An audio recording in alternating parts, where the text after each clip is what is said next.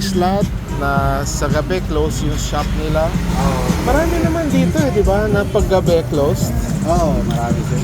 Oo. Pero actually nightlife yung nandito eh. Oo sir. So, Saka marami din nagpa-parking dito. Yung nakita mo siguro kagabi is parang empty yung mga... Oo. Yung oras na yun sir?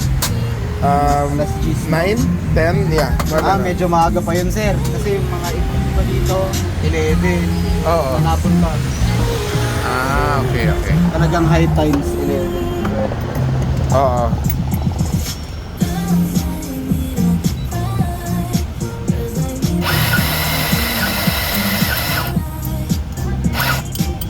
Kumusta naman ho, sir? Okay lang, same. I just came back from a very long series of meetings and work. Kasi ngayon lang talaga ako na libre after 3 to 4 weeks. Busy. Sobra ibang klase. It's first time I can enjoy for a day. This is my first day free in the last 4 weeks. Na I can actually come here. Yeah, no, baka bukas rin at Sunday. Pero you know what I mean? Yes. The past 4 weeks, this is the first day I have na I can say magkape ako sa hapon.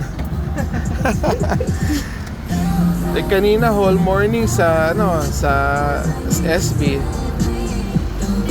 Tapos lunchtime fiesta sa Libong. Fiesta ngayon sa Libong eh. Oo. Ayan, after fiesta free na ako. Kadaan ako kagabi, dahil daming tao. Sobrang dami.